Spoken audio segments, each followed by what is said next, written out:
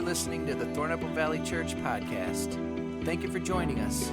Our hope is for you to be encouraged and to connect with God during this message. If you'd like to know more about Thornapple Valley Church, visit tvcweb.com. Good morning, everybody. So good to see you. I want you to turn to the person next to you, if you know him, and just say, I'm so glad I'm sitting next to you this morning. Come on, just say it. Even if you don't mean it, just say it to him. Come on. I was thinking Thursday night, actually, before I got up during the worship time, just like we just had, and I was thinking about how much I love this church. I just want to say this. I don't know. Once in a while, I feel like I just want to say it. You guys are my people. I love being a part of this church family. It's such a good church family. So many loving people.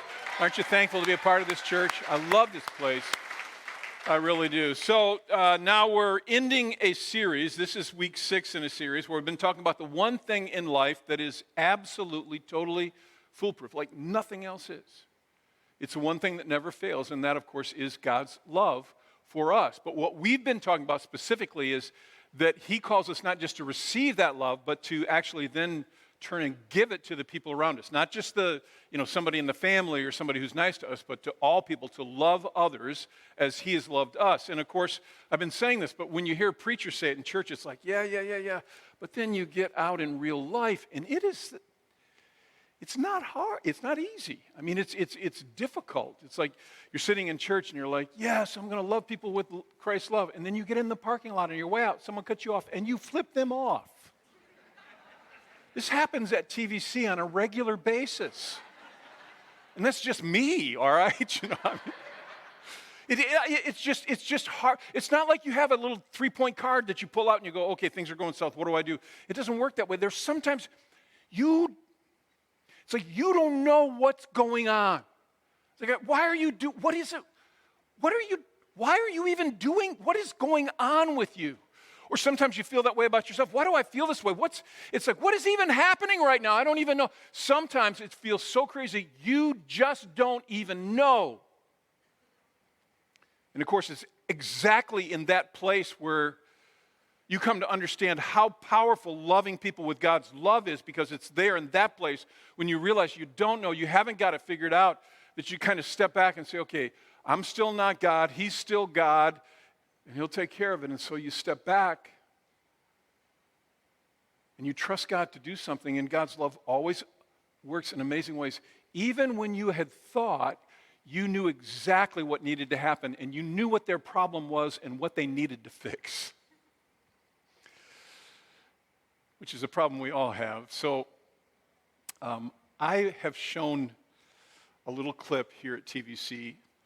I thought 2 times. I've been told that it was 3 times.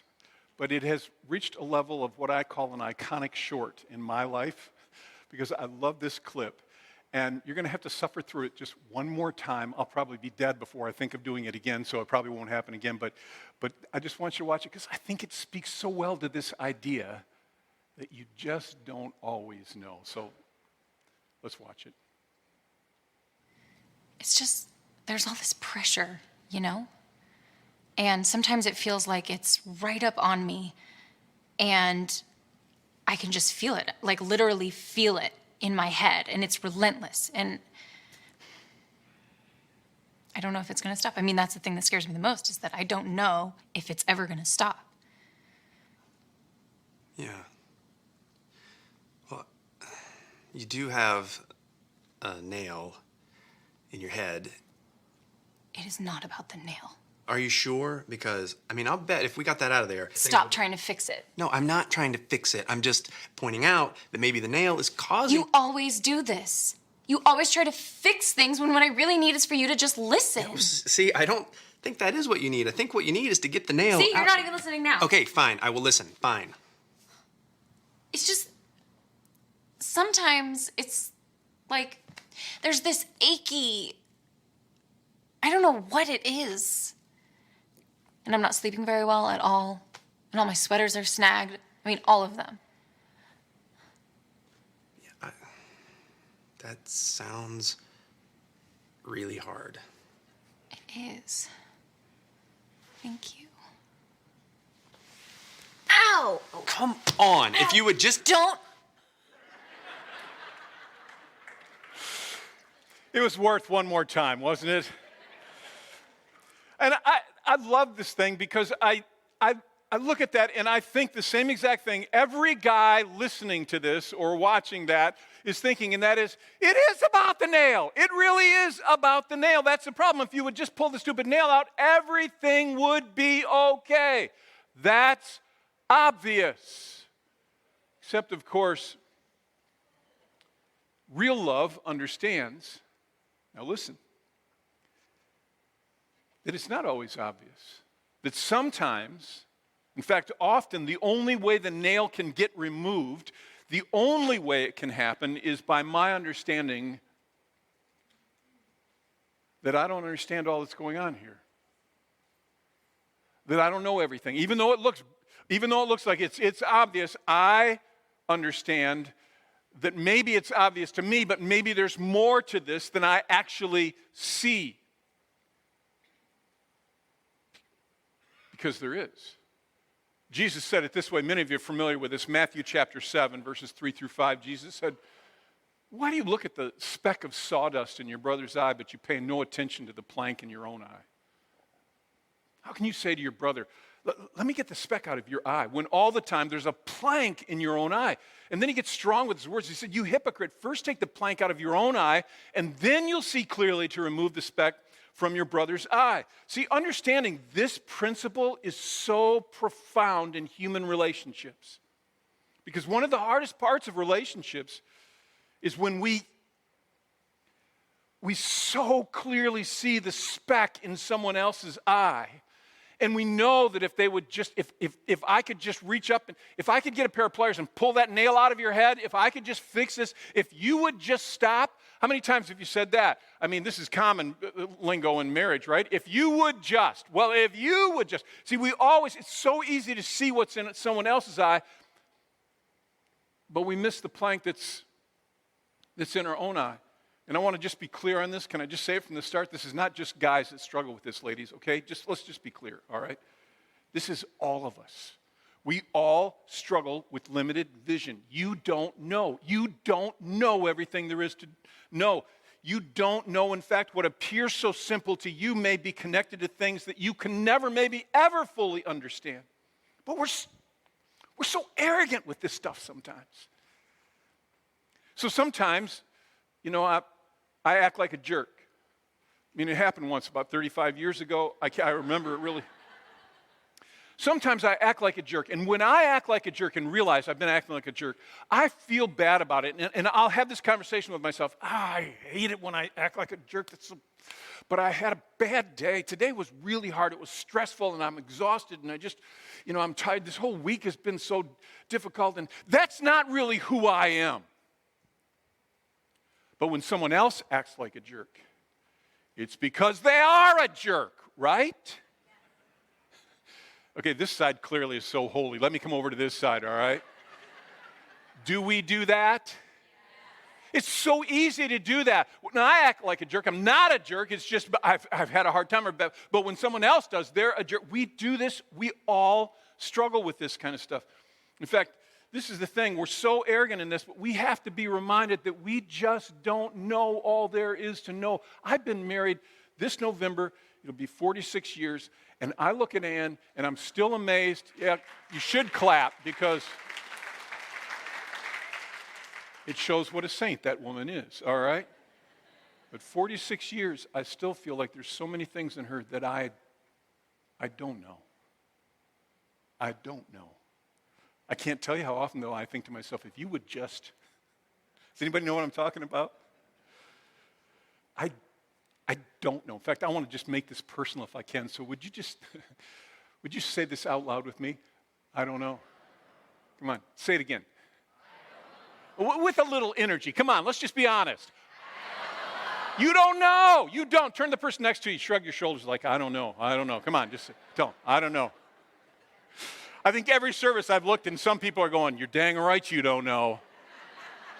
You think you do. There's just so much that we don't know. You and I have limited vision. And at least in this life, there's so much about people that we simply do not know. And again, this is why God's love is so powerful when you apply this, when you actually live this out, because it understands, and this is the last principle in this series, but I hope you can get this one. It's so powerful. 1 Corinthians 13, verse 4 says this: love is not proud. Love understands that it does not know everything. So it's not proud, it's actually humble. Now that's where we should be. That's how we should be living our lives. But here's what happens to most of us when someone wounds us. So I want to make a visual out of this. I'm going to need some help. So Jess, you're willing to help me, right?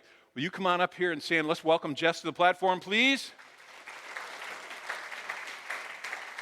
Come a little closer. I want to be able to get a good look at you because this evil woman has wounded me. She talked to other people about me, and she said stuff that was not true. Now, I don't know if you heard it, who you heard it from. I don't know where you got it from, but you should have checked with me first, and it deeply wounded me when I hear back from other people that so she's deeply wounded me. Now, when this happens to me, immediately when I get wounded, I commission a little artist on the inside to begin a portrait, and so I think I have a little artist. Hey, welcome. Let's welcome the little artist here, all right? So this is what happens when the little artist starts to work. But before we talk about what I'm gonna draw, let me just say I want you to think about this as personal as you can. So who is Jess for you? Who is that person that wounded you? Maybe it's your husband or your wife. Maybe it's a family member. Maybe it's a brother. Maybe it's somebody you work with. Or maybe you're a student and it's somebody that you thought you were friends with, but now they're sitting at the cool kid table at lunchtime instead of with you, and you feel like they act like they don't even know you anymore. Who is that person for you? Now, for me, it's Jess. And she is bad. I mean, who does that kind of crap, right? Who talks about you behind your back without even, who does that? Now, I commission my artist to begin this drawing of her, but I want to be clear, not based on who she is, but on what's going on in me. See, I don't know everything that's going on in her. Frankly, I don't even want to know. She's such a jerk. She's treated me so badly, so I don't want to know. So I draw and design out of my anger and my resentment. I mean, take a look at those eyes. Clearly, she is demon-possessed. This person has wounded me. This person has done this damage to me. And because I am so hurt and so angered and so wounded, I draw from what's in me. And I mean, you don't have to look too hard to see. I mean, my artist is kind of in the way, but if you look closely, you see she's got a knife in her hand. She'll stick that in your back anytime. You can count on that one because I can tell you about it. I've felt that knife in my back. And then if you look in the other one, this is what's crazy, is she's got a bomb. I mean, this is a bad person. She'll stab you in the back and then blow your life up. This is who Jess is. And a devil tail too. That's right. That's right. She is clearly, oh wait, let's make it clear yet. She's got horns too, and no heart. Now what this does, even my artist is angry. What this does is this justifies the way I now treat her, that I'm angry with her, or arrogant, or nasty to her, or that I completely ignore and act like she doesn't even, she's at work, but I don't even acknowledge she exists. And I can do that because I've got this thing going on the inside. And so what I can do is I can justify from my inner painting damaging her, our relationship, and the people around us because I'm so angry. Here's the funny part. It's not based, see, this isn't a picture of her. This is a picture of what's in me. Ooh, that was good preaching right there. You may have missed that. And I always feel like if you don't hear the good preaching, it needs to be repeated, all right? This is not an image of of her. This is an image of what's going on in me. But see, when I acknowledge that love is not proud, it changes how I view her. Now, it doesn't make what she did okay. I'm not trying to excuse her wrong behavior. See, what you have to understand is that this really isn't even about her. If we could get this truth, that so often the damage in our relationships is not about what the other person did, it's about what's happening in me.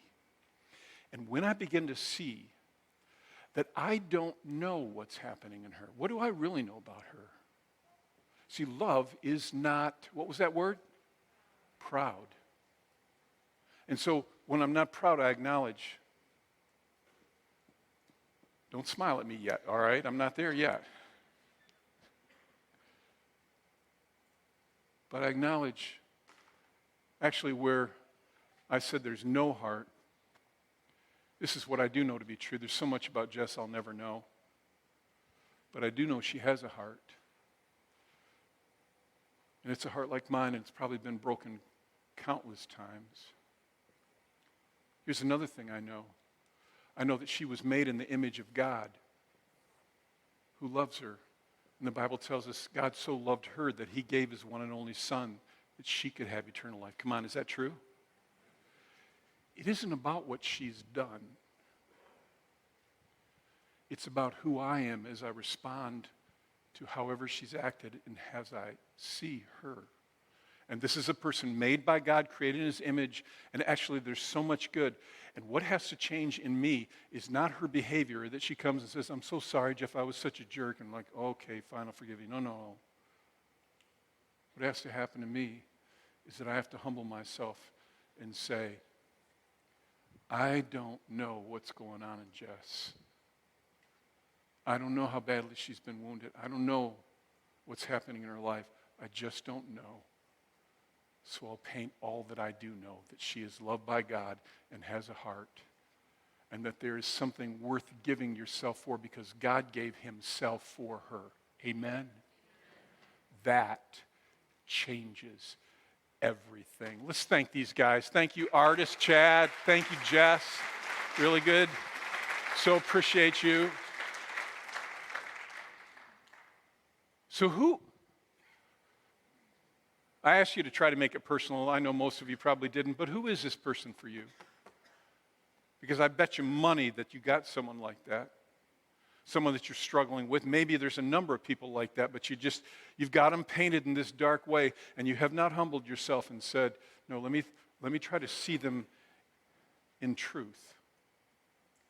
Not just based on one thing that wounded me and made me cause them. Now, if you're willing to humble yourself, you're willing to hear this, I want to give you 2 thoughts, and I think these can be very powerful, and it's your choice. You don't have to pay attention to any of this. But I think if you will make a couple choices, I think it can make a huge difference in your family and your relationships. Let's just be honest. There are people sitting in this room or listening. Maybe you're on a run right now, and you're listening to the podcast or whatever, and you haven't talked to your brother in 10 years. Something happened and you painted him. You haven't talked to a parent in years. You haven't talked to somebody that you work with. You had something bad happen and you're just so distant from somebody. This can change your thinking, if you will. But it's choices that you have to make. Here's the first one. You choose, and you have to do this on a regular basis, to be self-aware instead of self-focused. So what do I mean? Self-focus is when I'm only focused on how I feel and what's happening in me and what's going on. It has nothing to do with the other person. I'm angry, I'm hurt, I'm wounded. Now, there's nothing wrong with being angry and hurt and wounded. It happens in life. But self-aware is where you acknowledge, I have those emotions happening, but there is a bigger picture. I am not the center of the universe, and there is a bigger picture than just what's going on in me. There is another human life, and I don't fully know what's going on in that human life. And when I become self-aware, what I do is I begin to see a little bit differently. It's saying, I know I feel this way. I know that's there. I'm not denying it, but I'm choosing to be honest about all the stuff I don't know. And let me tell you, your worst enemy, you don't know so much about them. You don't know the pain they've been through. You don't know the struggle they have. You don't know what's going on inside of them. And in this life, you probably won't know those things. You don't know. Self-aware people are far better at spotting what I would describe as false confidence in their own life, where they overestimate their own opinion and everything because they think they know. Some of you may have heard of something called the Dunning-Kruger effect. It's an interesting thing. These two psychologists basically had this hypothesis and felt like they had enough data to prove that it really is a true thing. And it's where people who have, this is what they discovered, people who have very low knowledge in a particular field or in a task or whatever it is, that have very low knowledge, they very often tend to overestimate how good they would be at doing it. You ever been around somebody like that? Oh yeah, I saw that once, I could do that. You know, they just way overestimate. Whereas, when the knowledge in the field grows in a person, the more you know about something, it's interesting, the more you tend to underestimate your ability to deal with it. In other words, the more you hear it, the more you know. In fact, maybe I could say it this way, the more you know, the more you understand how much you don't know. That's tweetable right there. The more you know, the more you understand how much you don't know. You want to know what's funny? I've been a lead pastor for 42 years until I stopped being that a while back. And people will say this to me often, man, I just love to get your input because I know you have so much wisdom. And I'm trying to look serious and wise. I don't even know what that looks like, to be honest with you. Old, maybe, I'm not sure, but on the inside, I'm cracking up. Because I think most old people like me will acknowledge this. The older I get, the more I realize how much I don't know. The more I've learned, the more I think I have come to understand stuff, the more I understand I don't hardly understand anything at all. The more you know, the more you understand how much you don't know. There's interesting illustration that they use to talk about this concept the Dunning-Kruger concept that I talked about. So on the left-hand side, this continuum that goes up is confidence. On the lower side, the horizontal one is knowledge in the field. And what they're contending is that in the lower left-hand corner where you have like zero knowledge, you're going to have zero confidence. That, in other words, I don't know about it because I know nothing about it. But this is what they say. People just get a little bit of knowledge. Watch how it skyrockets in confidence way up to the top where it's like, I know everything. But then what happens as you learn a little bit more, and then you learn a little bit more, it changes how you see things. So now you move down the knowledge continuum, so you got more knowledge, and you're like, well, wait, there's more to this than I thought. And then it's like, it gets even worse. I'm never going to understand this, because the more you know, the more you understand what you don't know. And then it's like, okay, maybe now, way down at the end when they're getting to the high end of knowledge, it's like starting to make sense. And then even when they get there, like they're expert in the field, they'll say, trust me, it's complicated. What they know is, and I'm just going to say it one more time, the more you understand, the more you know, the more you understand how much you don't know. Humble, self-aware people understand that the people in their lives, they just don't know. You're all ticked at them, and they're like, if they would just, you don't know.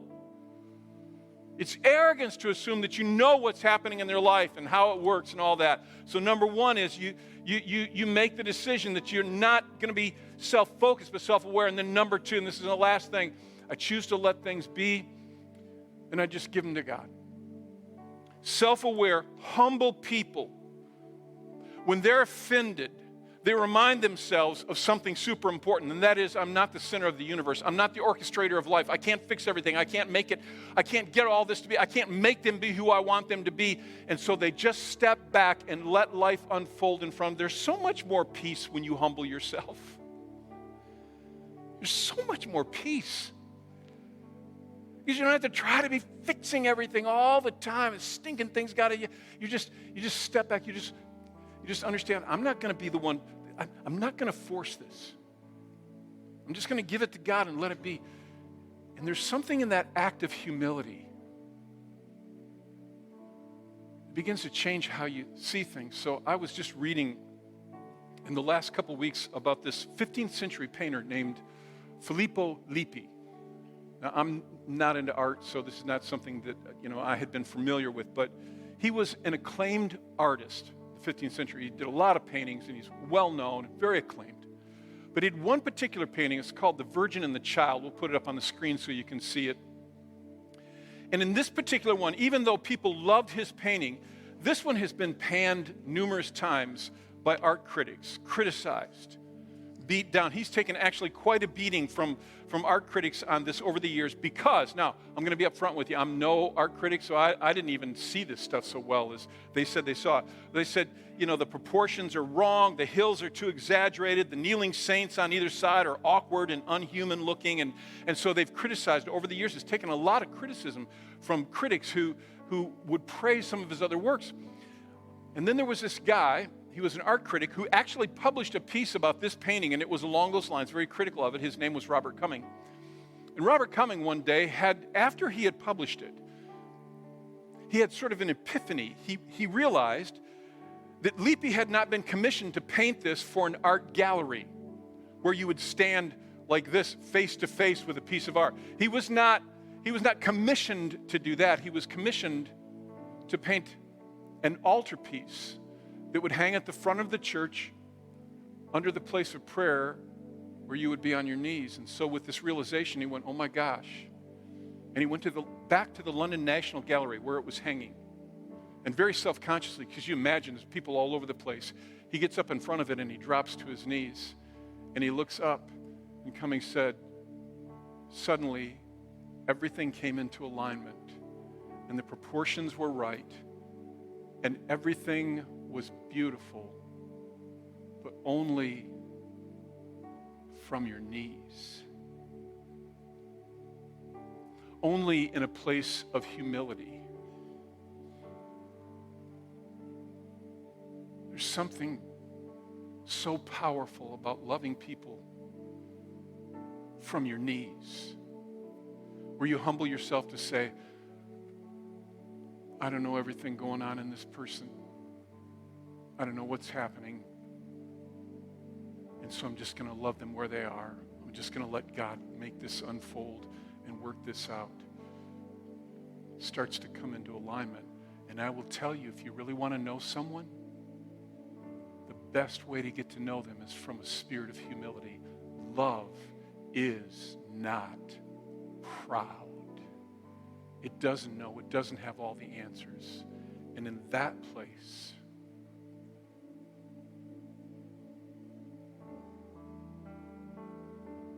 something changes in you. I will tell you, though, this is just me. But actually, I don't think I can do this stuff on my own. I've tried so often, and it's only when I come back to God and ask for his strength. Anybody with me on that? It's like I try to love like God, and it just falls apart until I come back to him and say, I need your help. And then there in that place on my knees, in humility, I find his strength to love as he calls me to. And if you've never invited Jesus into your life to follow him, if you've never said, I ask you to come in and take charge of my life, you can do that. You can do that today. This is not hard stuff. Maybe you did at one point when you were younger, but you've wandered away from God and you need to come back and just recommit your life to Christ. I would love to pray with you. I'm not going to ask you really to do anything. I'm just going to pray in a moment. And if that's what you want, you can just pray. So would you all do this? Would you just bow your heads and close your eyes? This is just out of respect for others. And if that's you, just pray right now. I can't do it for you. I can pray with you, but I can't do it for you. Just say, Jesus, I believe. I don't even know if I understand it all, but I believe. You're aware of him speaking into you right now. Just say, Jesus, I believe. And then say this to him. I ask you to come in and take charge of my life. I ask you to come in and take charge of my life. Tell him, I give you my heart. I give you my heart. And if you're serious about it, tell him, I mean it. I mean it. I'm going to follow you. With your help, I'm going to follow you. I give you my heart. And if you prayed that prayer, that simple prayer, it changes everything. And for those who prayed that prayer, all of us pray, God, that they would be aware of your presence and your love and your goodness, and their relationship would grow day after day as they choose to walk with and follow you. And all the rest of us, we just say, yay, God, for people making decisions. Yay, God, for people making decisions. Thank you for listening to the Thornapple Valley Church podcast. If you found this message encouraging, we invite you to share it. For more information, visit tvcweb.com.